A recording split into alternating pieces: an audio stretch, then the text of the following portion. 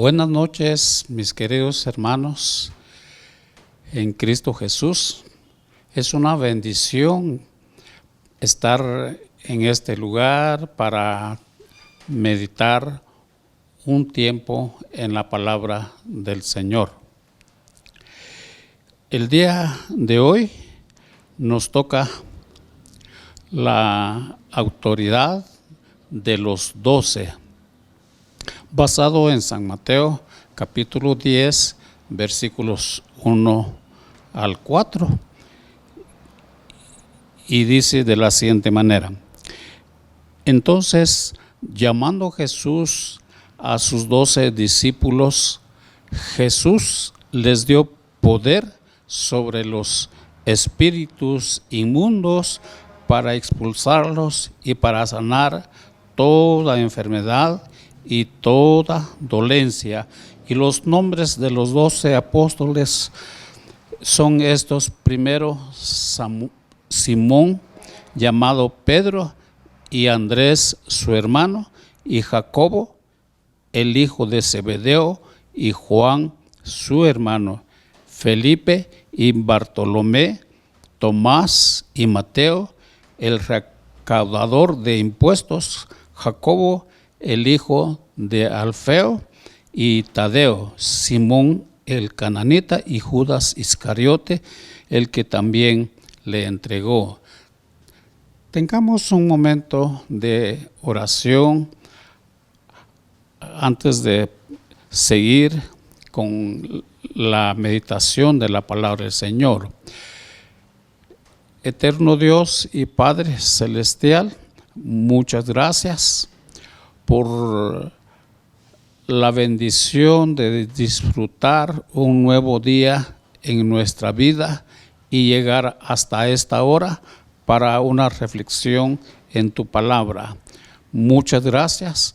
Bendice, Señor, a todas las personas que están en sintonía con esta programación, deseando lo mejor de ti, Señor, para cada uno de tus hijos como para un servidor. Muchas gracias, Señor, en el nombre de Jesús. Amén. Hermanos, este es el programa de Eclesía de Pastores Unidos para la proclamación del Evangelio desde San Juan, Zacatepeques. En las unidades o lecciones anteriores pudimos darnos cuenta que dos de las características de Jesús, según los estudios que tuvimos anteriores, vimos la compasión y la autoridad de Jesús. En esta oportunidad, Jesús les hace una concesión de su poder a cada uno de sus discípulos. Y dice, basado en el versículo 1, la concesión de poder: la fe sin obras está muerta, también lo está la oración sin la misión. Jesús acaba de inculcar en los discípulos la necesidad de orar. Ahora los envía en su primera misión. La compasión conduce a la intercesión y la intercesión a la misión. Hay un dicho que se oye de vez en cuando que dice que orando y con el mazo dando a entender que debiendo orar y haciendo las cosas. Por tanto, Jesús llama a los 12. Esta llamada no es un encuentro cualquiera, sino que constituye una convocación formal. La que viene a continuación es muy solemne la concesión a los 12 de los poderes sobrenaturales y su envío como representantes del Rey. Y Mateo quiere que tengamos claro que el ministerio de los apóstoles no es una consecuencia de una iniciativa de ellos mismos, ni se debe a una mera imitación espontánea suya del Señor, sino que procede de un determinado llamamiento y una especial capacitación por parte de Jesús. En algún texto de San Juan 15, 16, también nos dice que no me elegisteis vosotros a mí, sino que yo os elegí a vosotros. En realidad ya hacía tiempo que se había constituido el grupo de los 12 discípulos que formaban el círculo más íntimo de los seguidores de Jesús. Pero es ahora cuando los presenta formalmente. Jesús les da esa autoridad, ese poder y les envía a su primera misión evangelística. Específicamente en el capítulo 10 de San Mateo 1, les concede poder para llevar a cabo sanidades en su nombre, y en él les mandará que lo hagan. En otras palabras, ellos a partir de ahora van a ser una extensión de Jesús mismo, sus representantes para llevar las bendiciones del reino a más personas y lugares. Es importante observar la similitud entre el lenguaje empleado para describir la misión de Jesús mismo en San Mateo 4:23 y 9:25 y el lenguaje empleado para describir la de los 12, Jesús mismo en los capítulos 8 y 9 acaba de enfrentarse con el reino de las tinieblas y todas las tristes secuelas en la condición humana. Pero los discípulos deben participar en esta misma labor. En torno a esta autorización de Jesús y a las instrucciones dadas a lo largo de este capítulo, se han librado importantes batallas teológicas. Son dos las principales áreas de contención. Y unas son de validez universal o se restringen solo a aquella misión puntual de los 12. ¿Cuáles deben ser aplicadas a nuestra evangelización de hoy y cuáles corresponden solo a las necesidades específicas de aquel momento?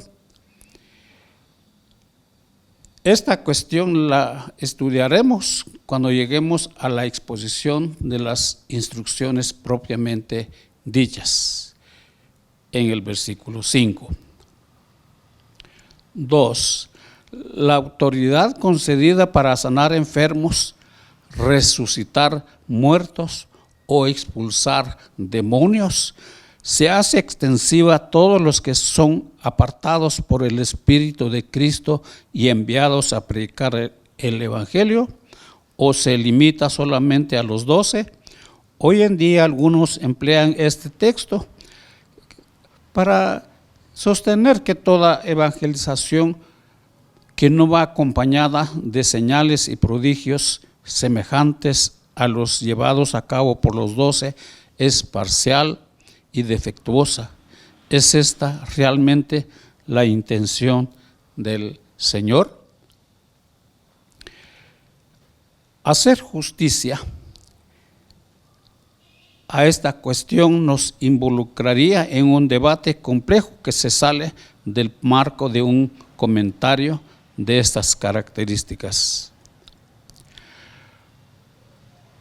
Algunas cosas son claras. En primer lugar, parece que la autoridad concedida por Jesús en estos momentos es una autoridad apostólica. Los 12 discípulos, en este momento aprendices, son llamados los 12 apóstoles. En el versículo 2, reciben esta autorización pues como apóstoles y no solamente como discípulos. La palabra apóstol se emplea en el Nuevo Testamento con varios matices en textos como Hechos 14:14, Gálatas 1:19 y Romanos 16:7. Es prácticamente un sinónimo de misionero y se aplica a hombres que no formaban parte del grupo de los 12, como Bernabé, Jacobo, el hermano del Señor, Andrónicos y Junias.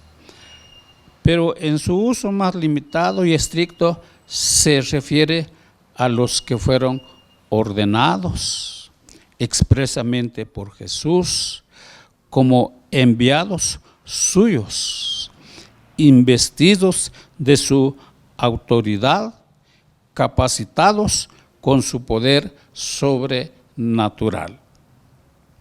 Y se aplica solo a los 12 y también al apóstol Pablo. Eran hombres que por haber convivido con Jesús podían ser testigos válidos de sus obras y sus palabras. Hombres que por haberse encontrado con Jesús resucitado podían dar fe de la realidad de su resurrección y ascensión, según encontramos en 1 Corintios 9:1 y 15:8. Hombres que por haber sido llamados expresamente por el propio Jesús habían sido comisionados por Él para velar por la doctrina y el crecimiento de la iglesia después de la ascensión, puesto que la manera de su comisión fue especial, así también la autoridad y el poder de su ministerio fue muy excepcional. Por tanto, no nos sorprende descubrir que, según el testimonio del Nuevo Testamento, las señales y los milagros llevados a cabo en tiempos de la iglesia primitiva fueron obra principalmente de los apóstoles. Según Hechos 2, versículos 43, capítulo 5, versículos 12. De hecho, el poder para realizar tales prodigios era una de las marcas fehacientes de la autenticidad de una designación apostólica y por tanto una de las evidencias que Pablo pudo aducir en apoyo a su propio apostolado. Segunda de Corintios 12:12. Ni siquiera en el caso de los 12 apóstoles se puede decir que se mantuvieron indefinidamente un ministerio total de sanidad y de resurrección de muertos. En aquel momento, los discípulos, al volver de su misión, pudieron dar fe de cómo los demonios habían sido expulsados de los enfermos, sanados. Pero no siempre iba a ser así. Pablo y su equipo sufrieron enfermedades. Finalmente todos murieron. ¿Por qué? Si tenían autoridad para resucitar a los muertos. En su ministerio posterior, los apóstoles se debatirían entre el poder y la debilidad. Si la concesión de poderes hubiera sido total y permanente, ¿por qué habrían tenido que sufrir aflicciones y escasez? Parece evidente que los poderes fueron concedidos en aquel momento inicial con la finalidad de ratificar la autoridad mesiánica de los enviados y demostrar que el reino realmente hecho acto de presencia, pero no iban a ser de carácter absoluto ni de duración permanente. Veamos un poco de los 12 apóstoles, de los versículos 2 al 4 de San Mateo 10. El texto divide a los 12 apóstoles en 3 grupos de 4. Probablemente de acuerdo con la intimidad relativa con Cristo que los distintos discípulos sostenían. Los 4 primeros son los más allegados a Jesús. Los 4 últimos, los más desconocidos. También se presentan en 6 partes: Pedro y Andrés, Jacobo y Juan, Felipe y Bartolomé, Tomás y Mateo, Jacobo y Tadeo, Simón y Judas. Lo cual nos hace recordar que Jesús los envió de 2 en 2. San Marcos 6:7. Aquí pues es posible que tengamos los 6 grupos evangelísticos que salieron en aquella primera misión. ¿Quiénes eran estos hombres? De algunos sabemos tanto que podríamos escribir de ellos bastante. De otros sabemos tampoco, que nada podemos hacer más que constatar sus nombres. Uno, tenemos a Simón, llamado Pedro. La primera pareja componen Pedro y su hermano Andrés, cuyo llamamiento como discípulos ya se ha relatado en San Mateo 4, 18 al 20. Fue Jesús mismo quien dio a Simón su nuevo nombre. Cefas, que significa roca en arameo y se traduce al griego como Pedro. El nombre inicial, Simón, forma griega de Simeón. Indica la procedencia hebrea de este discípulo. Pedro era de Betsaida, aunque cuando Jesús le llamó, parece haber ya cambiado su residencia a Capernaum. El nombre de su padre era Jonás, es decir, Juan. Pedro era un hombre casado y se ve que más adelante pues, su esposa solía acompañarle en los viajes misioneros. De profesión era pescador, como varios de los discípulos del Señor. Como consecuencia, su formación académica y teológica no había sido grande, pero tampoco podemos decir que era un hombre ignorante. La supremacía de Pedro entre los discípulos es un hecho incontrovertible, pero no tiene por qué conducir a doctrinas extrabíblicas como la de la supremacía papal. Su nombre aparece en primer lugar en todas las listas evangélicas. Él suele ser el portavoz de los discípulos, era el indiscutible líder del grupo. Fue el primero en confesar que Jesús era el Hijo de Dios. San Mateo 16, 16 y 19. Y más adelante se ve que ostentaba la supremacía en la disciplina eclesial y en las sanidades. Esto era algunas de las cosas del apóstol Pedro. Veamos a Andrés, su hermano. Tanto el hermano de Pedro como Felipe tenían nombres griegos.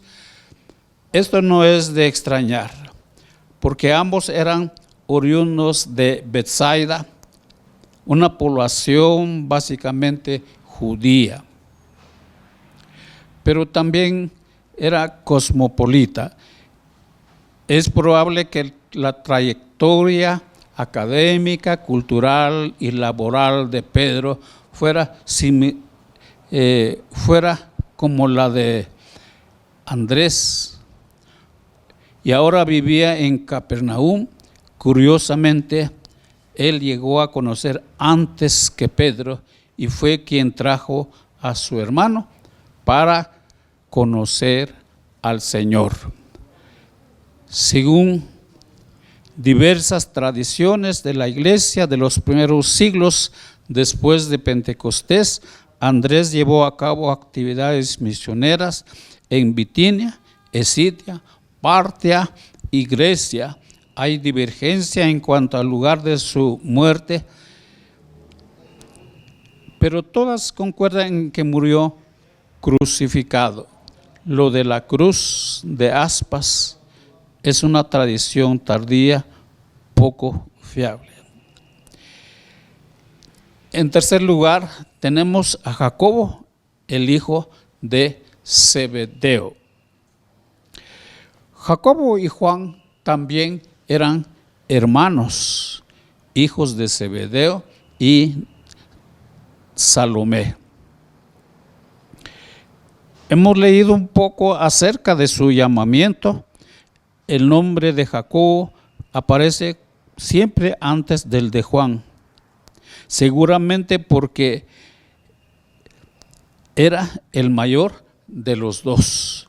Sin embargo, sabemos mucho menos acerca de él porque sufrió el martirio en fecha temprana de la historia de la iglesia.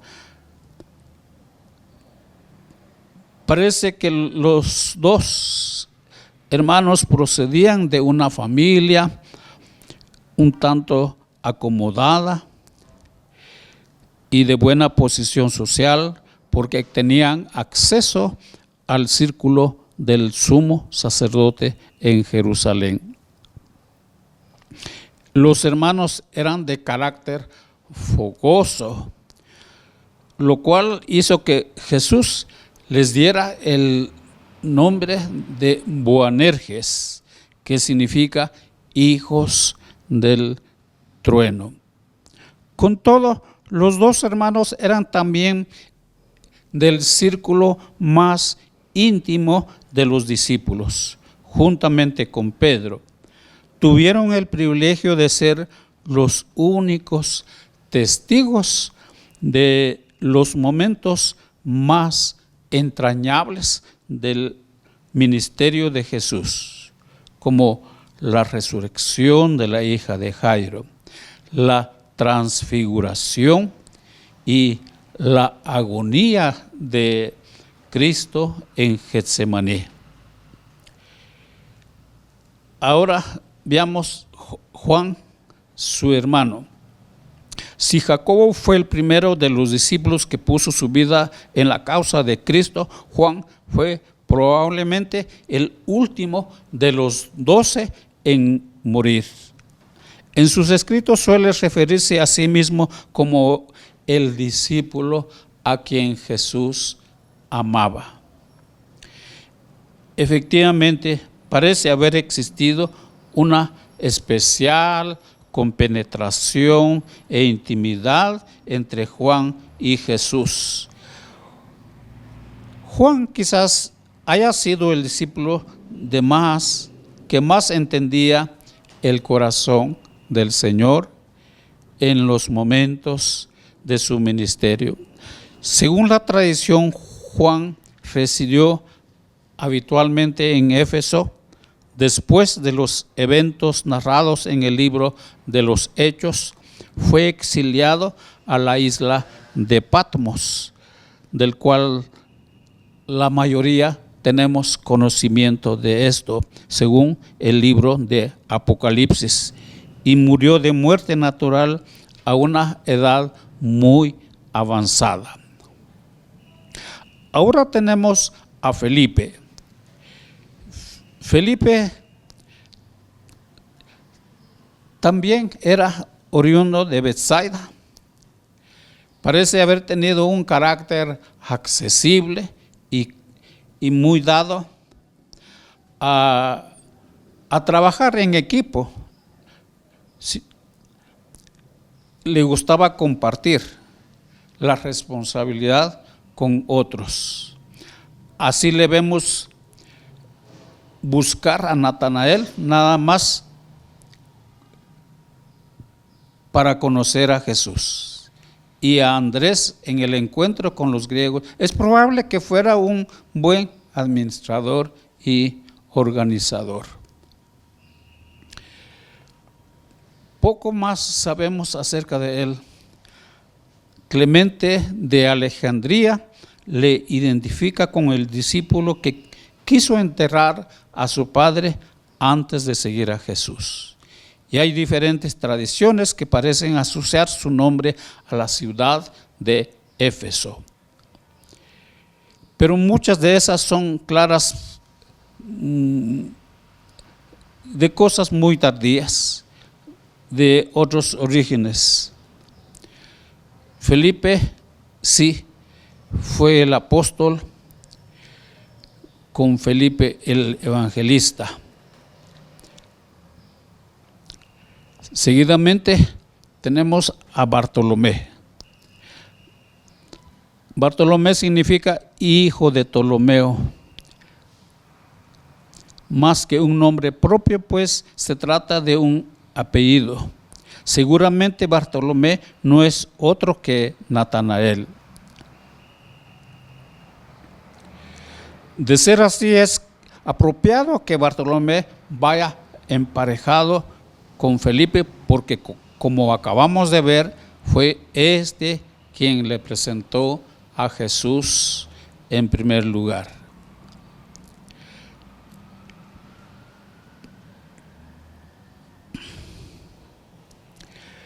También, si la identificación de Natanael es correcta, sabemos que Bartolomé procedía de Caná de Galilea. Tenía un poco una manera de hablar, una característica que lo diferenciaba de los demás, pero que era de carácter noble, íntegro. Él, juntamente con Tomás, es mencionado específicamente como uno de los discípulos a quienes Jesús se apareció junto al mar de Tiberias. Tanto como los demás, hay tradiciones antiguas según las cuales Bartolomé llevó el evangelio de Mateo a la India, acompañó a Andrés en sus labores misioneras en Partia y sufrió también el martirio, ahogado en el mar dentro de un saco. Tomás, evidentemente, ha sido famoso a causa de su duda en torno a la resurrección de Jesús. Pero en justicia debemos reconocer que este rasgo suyo de desconfianza iba acompañado de una lealtad hasta la muerte. Aunque tuvo que ser reprendido por el Señor porque su escepticismo le había conducido a la incredulidad. Sin embargo, reconoció la plena divinidad de Jesús y se sometió a su señorío. Su pesimismo le llevaba a ver el lado negativo de cada asunto, pero a pesar de ello, estaba dispuesto a pagar el precio de seguir a Jesús. Creía que era una temeridad subir a Betania cuando los judíos de Jerusalén querían matar a Jesús, pero con todo estaba dispuesto a morir con él.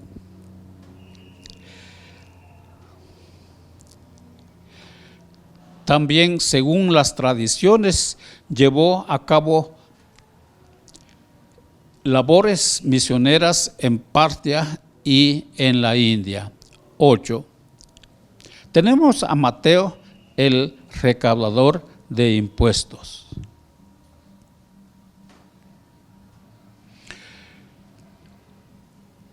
En algunos de los evangelios no mencionan la característica de Mateo, que había sido cobrador de impuestos antes de su llamamiento por Jesús. Las antiguas tradiciones de la iglesia en torno al ministerio posterior de Mateo son un tanto contradictorias. Hablan de su predicación en lugares tan diversos como Etiopía, Persia, Macedonia y Siria, y en cuanto a su muerte, algunos hablan del martirio y otras de una muerte natural. En todo caso, no siempre es fácil saber si se trata de realmente de Mateo o si la tradición le confunde con Matías. Jacobo, el hijo de Alfeo, sin duda el nombre del padre aparece aquí a fin de distinguir entre Jacobo de su tocayo más famoso, el hijo de Zebedeo. Le llama Jacobo el menor, que podría significar que no tenía tanta importancia en el grupo como el hermano de Juan, o más probablemente que era más joven que él o más bajo en estatura. El Nuevo Testamento no dice nada más acerca de él, excepto que tenía un hermano llamado José y que su padre y su madre María estuvo presente al pie de la cruz y ante la tumba vacía. Lucas 24:10.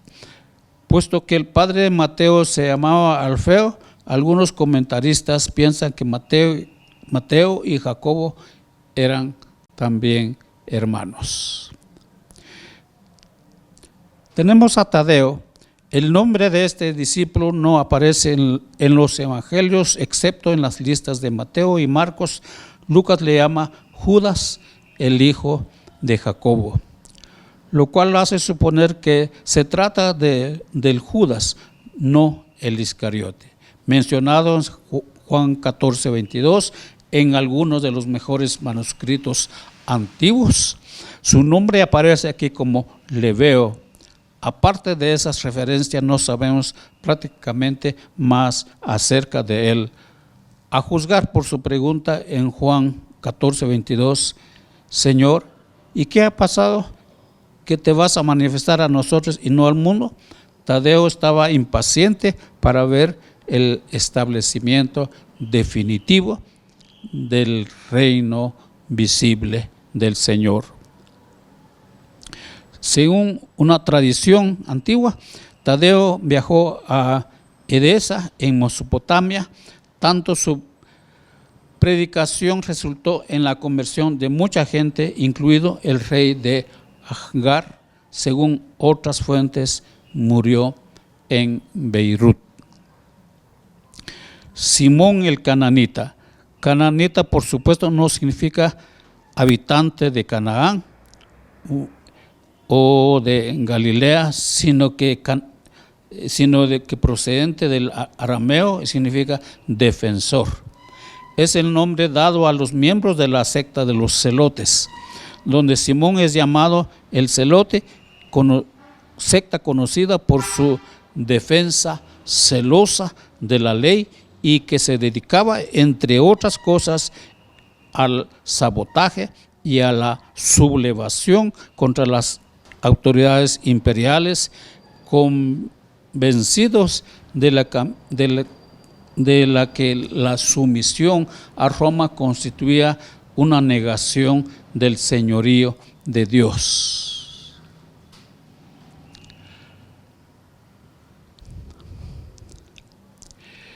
Judas Iscariote, el que también entregó al Señor Jesús. El nombre Iscariote probablemente procede de una combinación de la palabra hebrea ish, varón, y el topónimo Keriot, pueblo del sur de Judea. Judas era hombre de Keriot. El nombre de su padre era Simón. Judas Iscariote es mencionado con frecuencia en el Nuevo Testamento, casi siempre en relación con su traición y posterior suicidio. Era el tesorero del grupo y además de traidor, ladrón. Como tal, no pudo entender la acción desinteresada de María de Betania. El que Jesús eligiera a aquel hombre como apóstol suyo haya sido siempre motivo de extrañeza, pero como mínimo debe servirnos de escarmiento en el momento de evaluar la espiritualidad de las personas. El hecho de que alguien actúe con autoridad apostólica, ostente cargos importantes en el ministerio o haga grandes señales y milagros no es una evidencia incuestionable de la autenticidad de su integridad espiritual, ni siquiera significa necesariamente que sea una persona regenerada y salva. Estos pues eran los 12 hombres que formaban el círculo íntimo de los discípulos de Jesús y que reciben ahora la comisión de ir para evangelizar. Enseguida, dos cosas acerca de ellos nos llama la atención.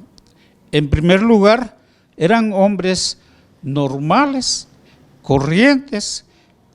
Jesús no buscó seguidores en los palacios de los poderosos y adinerados, ni entre los intelectuales de la universidad, ni en los seminarios de teología, ni siquiera los buscó en Jerusalén, en Judea, sino en la despreciada Galilea.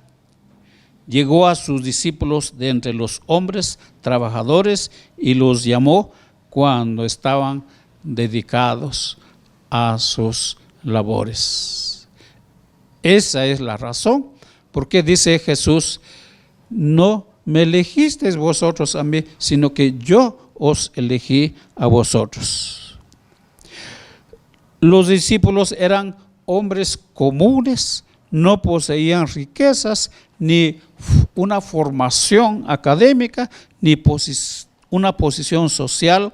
Los escogió de entre el pueblo común. Eran hombres cuyas actividades se desarrollaban en el mundo cotidiano, hombres sin una educación especial, hombres sin ventaja social alguna. No es que Jesús despreciara la educación o la posición social. Iba a incluir al universitario Pablo entre los apóstoles, y le habría gustado que el joven rico le siguiera, pero es como si a través de esta selección Jesús mismo nos comunicara que lo que capacita a un hombre para ser discípulo suyo no es ninguna de esas ventajas sociales, sino el llamamiento de Jesús mismo y la devoción hacia Él. Como le ha sucedido a usted, como me ha sucedido a mí, es Dios quien llama, es Dios quien capacita, es Dios quien lo envía a hacer la obra de la evangelización. En segundo lugar, había una gran variedad de temperamentos y trasfondos sociopolíticos en aquellos hombres. En ellos vemos un ejemplo más del poder sanador de Jesús.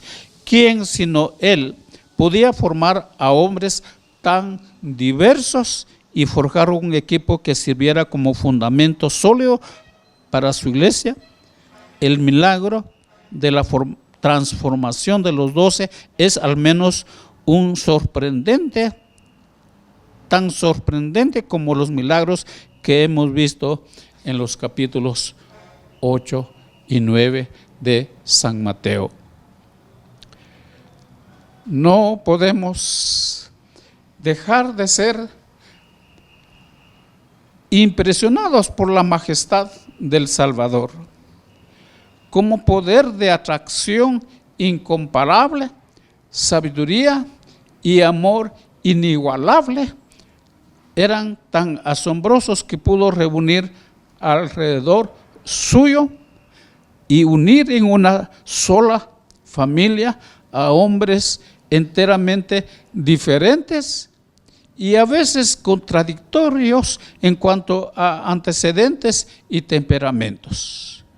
En este pequeño grupo estaban incluidos Pedro el optimista, Tomás el pesimista, Simón el excelote, aborrecedor de los impuestos y deseoso de destruir el gobierno romano. Pero también Mateo, que voluntariamente había ofrecido sus servicios de cobrador de impuestos al mismo gobierno romano. Había personas de diferentes temperamentos, pero Jesús los llamó para que formaran sus discípulos. Eso es lo que hace el Señor hoy día en los distintos estratos sociales de la población, en cada lugar, en los países, en los continentes.